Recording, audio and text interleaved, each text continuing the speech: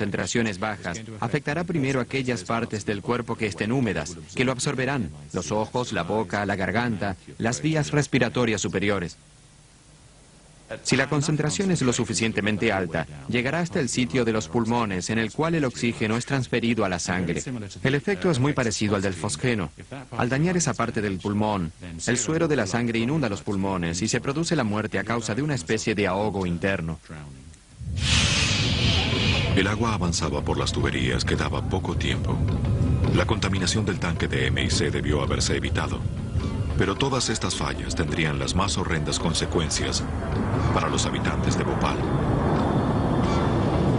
Tóxico llamado isocianato de metilo reaccionaron al mezclarse con el agua y se evaporaron. Miles de habitantes de los suburbios que rodean la fábrica murieron asfixiados con gas, horrorosamente como los soldados de la Primera Guerra Mundial.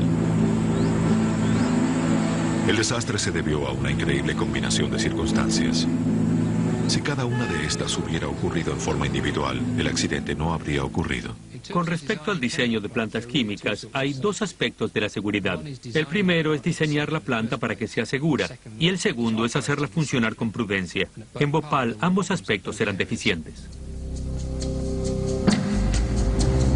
3 horas antes de la catástrofe, durante una operación de limpieza, los primeros litros de agua entre varios centenares no pudieron salir a través del desagüe y avanzaron por la tubería principal que recorría toda la fábrica. Era imposible que el agua llegara demasiado lejos, pero el primer error ya había sido cometido. Existía un procedimiento de seguridad basado en el aislamiento de secciones del conducto antes de la limpieza. El mismo consistía en bloquear la tubería insertando un disco metálico llamado válvula de seguridad en la unión entre dos tubos y ajustando firmemente los tornillos. Increíblemente, en Bhopal, esta maniobra era pasada por alto con frecuencia. La instalación de una válvula de seguridad como esta llevaba unas 2 horas y había que utilizar trajes protectores, porque al quitar los tornillos de estos rebordes, había riesgo de salpicarse con algún químico. Si se hubiera colocado uno de estos discos metálicos en la tubería, es muy probable que esta catástrofe no habría ocurrido. Ya a las 9:30 el agua empezó a viajar libremente por los cientos de metros de tubo que separan la planta principal del lugar de almacenamiento del mortífero MIC.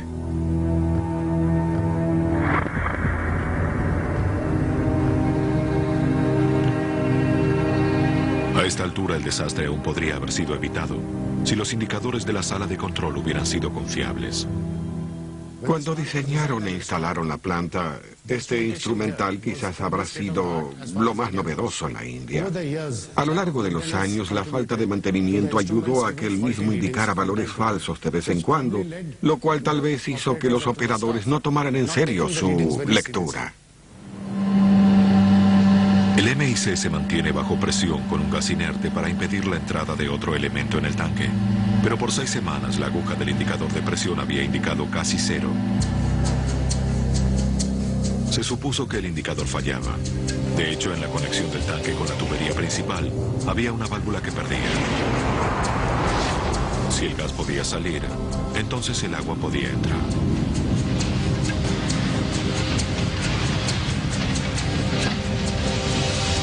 A las 10 de la noche aproximadamente ya se había iniciado la contaminación.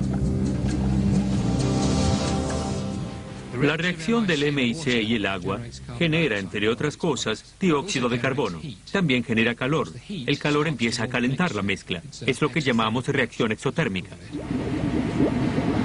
Provocaré una reacción similar con ambos químicos mucho menos peligrosos.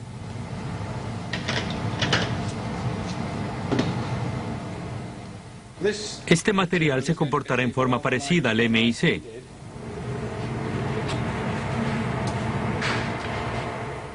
Lo que le estoy agregando es agua, como sucedió en ese tanque.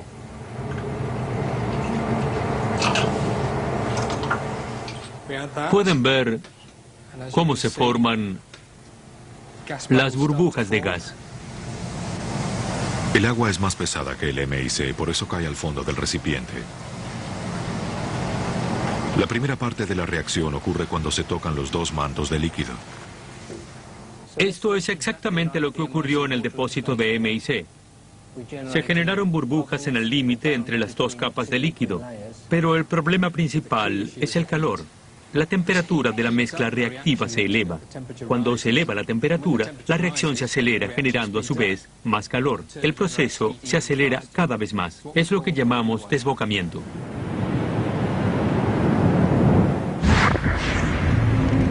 Aún con el tanque contaminado con agua se podría haber controlado la situación. El MIC debe mantenerse frío y los tanques estaban alojados en un refugio de concreto, lejos del calor severo del centro de la India. Había un sistema de refrigeración que se controlaba desde una planta construida para tal propósito. Los altos cargos, sin embargo, habían decidido desconectarlo. En la noche de la tragedia, esto no funcionaba. Dejó de funcionar en mayo del 84.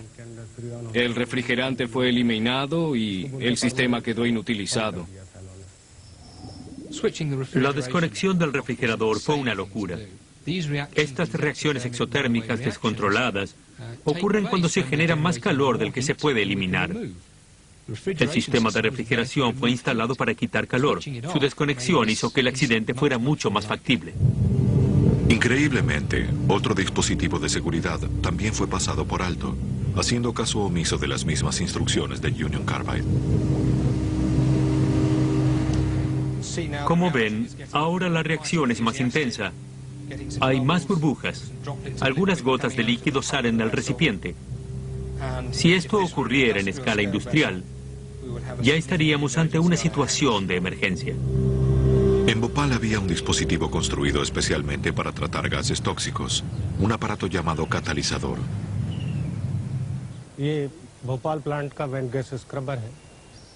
Este es el catalizador que teníamos en Bhopal. Neutraliza el gas tóxico antes de liberarlo a la atmósfera. Esa noche estaba desconectado por mantenimiento.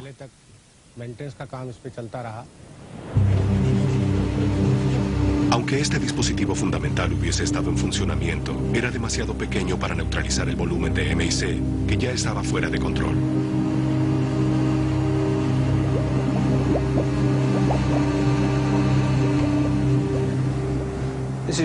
Ahora está borboteando violentamente. Como ven, se genera mucho gas.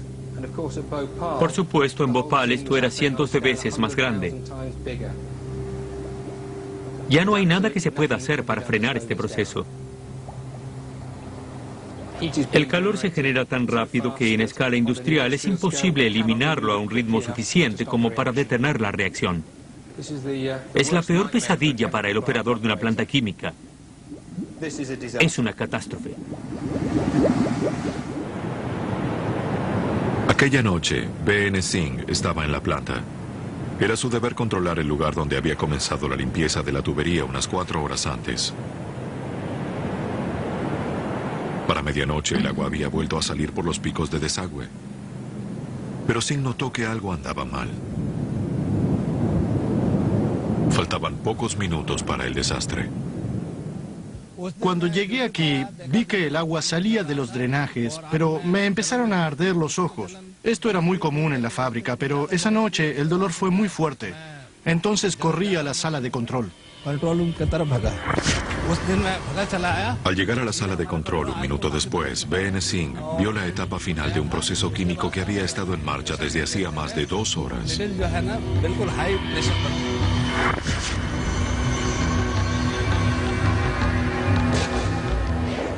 A nivel molecular todo sucede muy rápido.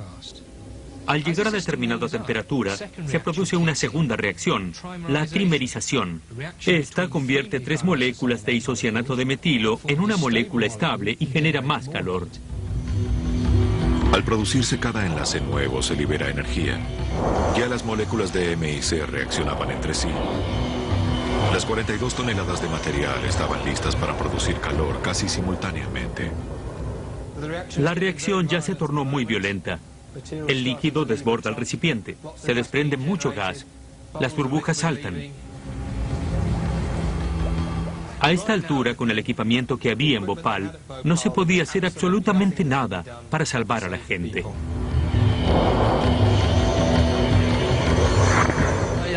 Corrí hacia el tanque E-610. A pesar de que estaba enterrado, se escuchaba un temible estruendo y el concreto empezó a temblar y resquebrajarse.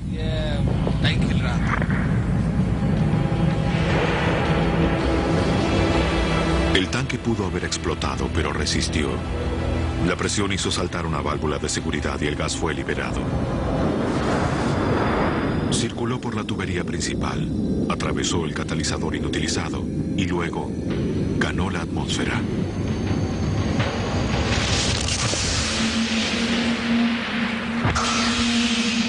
El viento sudeste lo desplazó y despejó la planta, pero cubrió la ciudad dormida.